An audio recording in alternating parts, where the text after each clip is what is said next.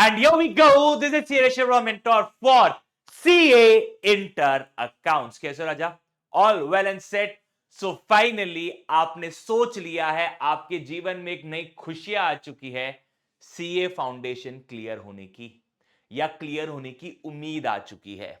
So yes, advance accounts जो कि पहले पहले अगर आप सोचोगे ओल्ड स्कीम के अंदर अकाउंट्स दोनों ग्रुप में थे, ग्रुप 1 और ग्रुप 2 दोनों में थे. अब न्यू स्कीम के तहत 8 पेपर से 6 पेपर हुए और 6 पेपर जब हुए तो अकाउंट्स ग्रुप 1 में रह गया और ग्रुप 2 का अकाउंट्स भी आके मर्ज हो गया. तो अब बेसिकली पहले ग्रुप 1 ग्रुप 2 अलग अलग अकाउंट्स होता था, अब दोनों मर्ज्ड है. क्या सिलेबस कम हुआ क्या? ना, सिलेबस तो तगड़ा ही है. बट सर हमें एक स्ट्रैटेजी बता दीजिए, ऐसा फॉर्मूला दे दो या कुछ ऐसा बता दो जिससे हम स्मार्ट वर्क करते हुए अपना प्रिपरेशन कर ले, जिससे हम एक्सपेक्ट कर सकते हैं एग्जेम्पशन. मैंने क्या कहा? एक्सपेक्ट कर सकते हैं हम एग्जेम्पशन, दैट इज 60+. तो चलो बात करते हैं. सबसे पहले आप जब पढ़ रहे हो, आप फ्री बैच से पढ़ रहे हो, पेड बैच से पढ़ रहे हो, इसका कोई लेना देना नहीं है. जब आप पहली बार पढ़ रहे हो तो मेक श्योर हर क्वेश्चन की आप कंसेप्चुअल क्लैरिटी लो कि भाई यहां पे प्लस हुआ तो हुआ क्यों, माइनस हुआ तो हुआ क्यों. और जो भी क्वेश्चंस क्लास में सॉल्व हो रहे हैं, अगर पेड बैच में हो और अगर आपने कोई फ्री बैच यूट्यूब से देखा है, तो जो आपने उस वीडियो में क्वेश्चन सॉल्व होते हुए देखे, उससे एक बार आपने फैकल्टी के साथ असेस किया, समझा, लिखा, एक बार वापस से खुद ट्राई करना. ये जब आप पहली बार पढ़ रहे हो, आपने सुबह क्लास किया या आपने सुबह वीडियो देखा, शाम को वो सेम क्वेश्चन आप खुद से ट्राई कर रहे हो. सर खुद से क्यों ट्राई करें? हमें तो सुबह किया हुआ है तो याद ही रहेगा. जब आप खुद से ट्राई कर रहे हो ना, आपको ट्राई करते वक्त जब भी कोई फिगर को आपने प्लस की एग्जांपल के तौर पे डिवाइड किया, मल्टीप्लाई किया या कोई फिगर नहीं यूज किया, आपको अपने दिमाग में याद करना है कि यार जिस बंदे से मैंने पढ़ा था, जिस सर से, जिस फैकल्टी से मैंने पढ़ा था, उसने इसे प्लस क्यों नहीं किया तो उसके पीछे रीजन क्या है, उसने इसे माइनस क्यों नहीं किया तो उसके पीछे रीजन क्या है. अगर आप ये जानने की कोशिश करोगे अपने दिमाग में रिपीट टेलीकास्ट में कि यार सर ने ऐसा क्यों किया था, सर ने ऐसा क्यों किया था, तो राजा मेरे आपके कंसेप्ट स्ट्रांग होंगे. और जब कंसेप्ट स्ट्रांग होंगे, आपको एक कॉन्फिडेंस महसूस होगा आगे जब आप क्वेश्चन सॉल्व करोगे. तो ये चीज आपने हमेशा करना है, specifically practical subject like accounts में. सुबह सॉल्व किया, ओके, शाम को खुद से सॉल्व किया, सर ने प्लस क्यों करवाया था, माइनस क्यों करवाया, अपने दिमाग में रिपीट टेलीकास्ट चलाने का. ठीक है. अच्छा, क्या हमें होमवर्क करना चाहिए? हाँ बिल्कुल होमवर्क करना चाहिए. सर होमवर्क क्या है, चिंदी तो होता है. मैं आपको बता रहा हूं, आज के तारीख में हर फैकल्टी जो मोटा मोटी क्लास में होमवर्क देता है वो अगले दिन डिस्कस करता ही है. ठीक है, ये नॉर्मल है आज के तारीख में कि अगले दिन उन होमवर्क क्वेश्चंस का डिस्कशन होगा. अब वो डिस्कशन होने का एडवांटेज क्या है मैं आपको बताता हूं. अगर आपने होमवर्क सॉल्व नहीं किया तो आप क्लास में अगले दिन आ गए, आप बैठे हो, फैकल्टी ने डिस्कस कर लिया, सर ने डिस्कस कर लिया, हाँ हाँ हाँ हाँ हाँ समझ गया. ठीक है. अब क्योंकि वो होमवर्क क्वेश्चन था, आपने घर जाके उसको इज्जत नहीं दी, ट्राई सेम डे किया नहीं कि सर ने क्या बोला था. ठीक है. अच्छा, इससे क्या होगा, कुछ क्वेश्चन आ रहे होंगे, कुछ क्वेश्चन नहीं आ रहे होंगे. अब अगर आप होमवर्क करते हो तो भले ही आप गलत करोगे या कहीं पे आप अटक जाओगे, गलत करोगे, अटकोगे या सही आएगा, तीन ही प्रोबेबिलिटी हो सकती है. या तो गलत किया, आंसर नहीं आया, सॉल्व कर रहा था, अटक गया, या एकदम सही सॉल्व कर लिया. अब अगले दिन फैकल्टी सॉल्व कर रहा है, अगर आपका गलत हुआ था तब समझ जाओगे कि आपने गलती कहां की थी. अरे यार मैं तो ये प्लस करना भूल गया था, ये प्लस कर ले रहा था, आंसर आ जाता, तो गलती समझ में आ गई. ठीक है. अटक गए, अरे यार इसके आगे ये करना था क्या, ये कर लिया रहता सोल्यूशन आ गया रहता. ओके, तो कॉन्फिडेंस मिलेगा, हाँ भाई मैं सही चीज कर रहा हूं. गलत किया तो समझ में आएंगी गलती क्या हुए, रिपीट नहीं होगा.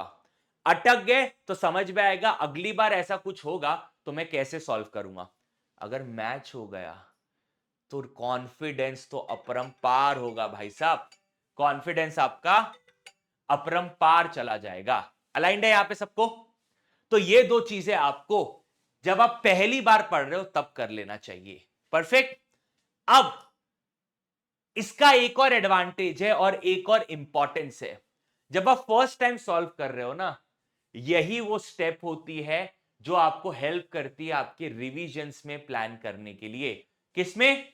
आपके रिविजन्स में प्लान करने के लिए कि यार अगर मुझे रिवाइज करना है आज से 1 महीने बाद, तो रिवीजन करते वक्त मुझे कौन से क्वेश्चंस करने चाहिए, ये आप फर्स्ट टाइम सॉल्विंग में ही असेस कर लोगे कि यार ये क्वेश्चन इंपॉर्टेंट था, सर ने भी बोला था और मुझे भी सॉल्व करते वक्त थोड़ा हार्ड लग रहा था, ये क्वेश्चन इंपॉर्टेंट है। अरे यार ये क्वेश्चन नहीं, ये एडजस्टमेंट इंपॉर्टेंट है। तो जब आप साथ में करते चल रहे हो तो आप रिवीजन की भी प्लानिंग कर रहे हो, आप क्वेश्चन सिलेक्ट करते जा रहे हो। सर हमें सिलेक्ट करना नहीं आता है, कुछ हेल्प कर दो। अच्छा, थोड़ा सा आपको एफर्ट डालना पड़ेगा। इस चैनल पे, विश्वास सीए के इंटर चैनल पे मैं एक स्ट्रैटेजी तो ले आऊंगा कि कैसे मार्क करते हैं, but till the time being आप क्या कर सकते हो, विश्वास सीए चैनल पे मैंने दृष्टि सीरीज डाली हुई है जिसमें एक चैप्टर अपलोड हुआ है रिसेंटली। ठीक है, आप वो दृष्टि सीरीज जाके देखो। मैंने एक प्रॉपर एक्सप्लेनेशन दिया है कि मैंने वो एडजस्टमेंट मार्क क्यों किया है, तो आपको समझ में आ जाएगा कि बॉस हमें कैसे सिलेक्ट करने हैं क्वेश्चंस, या क्वेश्चंस में कैसे एडजस्टमेंट्स को सिलेक्ट करने हैं। तो सर मैं क्लास के साथ पढ़ रहा था, उसी में मैंने क्वेश्चन सिलेक्ट कर लिए, अब आ गया मेरा रिवीजन का पीरियड। ठीक है, अच्छा रिवीजन कब करना चाहिए? जब भी देखो मंडे टू फ्राइडे आपकी क्लासेस होती है, संडे अगर थोड़ा समय निकल पाओ, संडे अगर थोड़ा समय निकाल पाओ तो ये रिवीजन की कोशिश करना। मैं पता है, मुझे पता है कि बहुत संडे को आराम चाहिए रहता है, बट स्टिल मैं बोलूंगा कि एक बार कोशिश करो कि प्लान आउट करो। चलो क्लासेस हो गई, 1 महीने बाद रिवीजन का प्लान करने का स्टार्ट करो। तो आपका फर्स्ट रिवीजन होगा, सपोज यहां पे टोटल 100 क्वेश्चन थे, आपने सिलेक्शन किया तो 70 क्वेश्चन फाइनल किए। इन 70 क्वेश्चन को सॉल्व करना, इन 70 क्वेश्चन को आपको सॉल्व करना है। सर वापस से क्यों सॉल्व करें? बिकॉज जब आप सेकेंड टाइम सॉल्व कर रहे हो, एक बार आपने यहां किया, एक बार आप यहां कर रहे हो, जब आप सेकेंड टाइम सॉल्व कर रहे हो ना, आपको रियलाइज होगा अबे मैं तो चमन है, अरे यार मैं तो बुद्धू है, अरे फुद्दू है ये तो। मतलब आपको रियलाइज होगा कि जब आप पहली बार सॉल्व कर रहे थे ना, वो आपको हार्ड लग रहे थे, बट जैसे जैसे आपने अकाउंट्स में अपना सिलेबस आगे बढ़ाया, आपको रियलाइज होगा अरे वो तो चिंदी इजी था रे भाई, क्योंकि वो कोई और चैप्टर से कनेक्टेड था इसलिए मेरे को तब हार्ड लग रहा था, अब वो चैप्टर पढ़ लिया वो तो इजी है। तो क्या होगा, जब आप सॉल्व करोगे आपको रियलाइज होगा अरे यार ये 70 मैंने ज्यादा मार्क कर लिए, 70 में से 50 ही इंपॉर्टेंट है। तो अब आप देखो, आपने अपना 50% सिलेबस रिड्यूस कर दिया 2 बार में ही। क्लियर?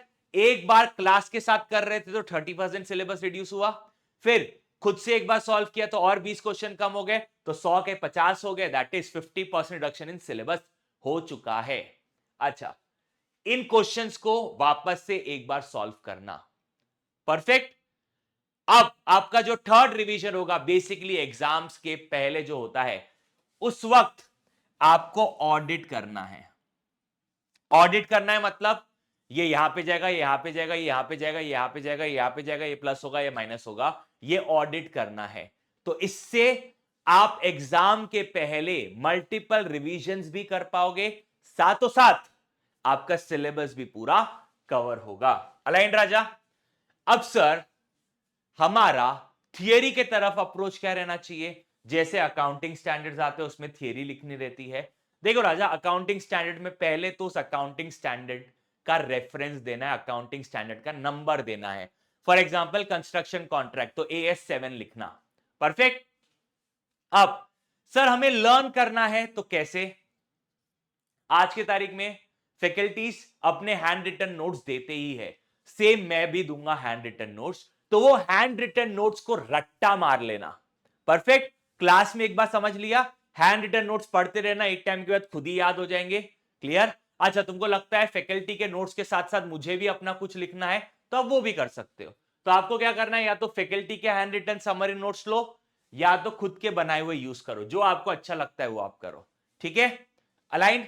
सेम सेम जैसे यहां पे हमने किया था, सेम प्रोसेस यहां पे भी अडॉप्ट करना है कि हमें क्लास के साथ साथ क्वेश्चन सॉल्व करने हैं और एनालाइज करना है कि भाई इनमें से कौन से क्वेश्चन मुझे रिवीजन करते वक्त प्लान करने हैं। और याद रखना, क्योंकि फाउंडेशन लेवल पे ट्रू और फॉल्स आता था अकाउंट्स में, इंटर लेवल पे आते हैं एमसीक्यूज, और MCQ at times case study based भी होते हैं। तो अगर आपको एएस की थियरी अच्छे से आती है तो केस स्टडी बेस्ड एमसीक्यूज भी अच्छे से आ जाएंगे। अब जब आप थियरी पढ़ रहे हो तो एक हाइलाइटर लेके बैठना और हाईलाइट करना इंपॉर्टेंट कीवर्ड्स को।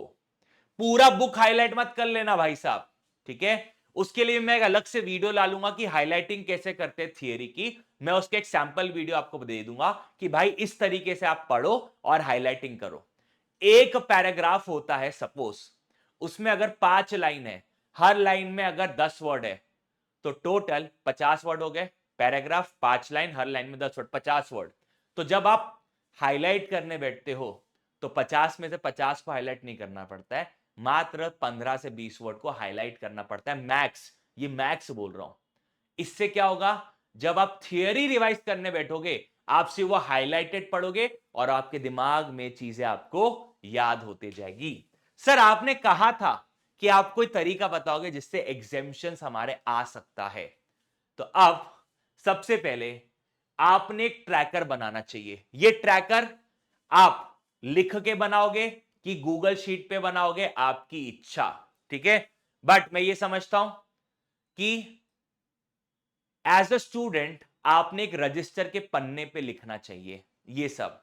अच्छा, उसमें आपने लिखना चाहिए कि भाई ये चैप्टर है, चैप्टर के बाजू में क्या मैंने आईसीआई के मॉड्यूल के पूरे क्वेश्चंस कर लिए, क्या मैंने पीवाईक्यू कितने अटेम्प्ट के, मोटा मोटी पिछले 8 अटेम्प्ट के कर लिए, क्या मैंने आरटीपी पिछले 4 अटेम्प्ट की कर ली, क्या मैंने एमटीपी पिछले 2 अटेम्प्ट की कर ली, क्या मैंने रिविजनरी लेक्चर्स देख लिए। अगर आप ये ट्रैकर अपने लिए बनाओगे तो ये यूजफुल रहेगा।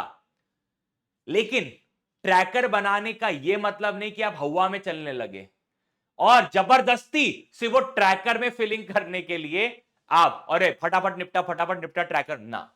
Quality will always win over quantity. तो quality studying will always win over quantity of study. ठीक है? अब सर कौन से टॉपिक्स इंपॉर्टेंट है? फाइनेंशियल स्टेटमेंट का preparation, cash flow statement, internal reconstruction, amalgamation, buyback and branch accounting. ये important topics है। साथ में इतने सारे एएस है, उन एएस में से कौन सा हमारे लिए इंपॉर्टेंट है? 1 2 3 4 5 7 9 10 11 12 13 16 19 26 28 29। ये एएस और ये टॉपिक्स आपको एग्जेम्पशन लाने में तो मदद कर देंगे। हां, अच्छे मार्क्स चाहिए 80 प्लस 85 प्लस, तो थोड़ा और मेहनत करना पड़ेगा, बट एटलीस्ट ये टॉपिक्स आपको एग्जेम्पशंस तो लाके दे देंगे। होप सो राजा आपको ये स्ट्रैटेजी, ये इंसाइट्स हेल्पफुल लगी होगी फ्रॉम माय साइड। और नेक्स्ट सीरीज में मैं आपके लिए वीडियो ले आऊंगा कि कैसे कौन सा एडजस्टमेंट या क्वेश्चन इंपॉर्टेंट है वो कैसे मार्क करें, और थियरी लेक्चर को, थियरी नोट्स को कैसे हम समराइज करें। ठीक है राजा? चल, that's all for the day guys. Love you all, bye bye, take care. This is Sir Shivrao signing off. Welcome to the world of CA Inter. Love you all, bye bye, take care.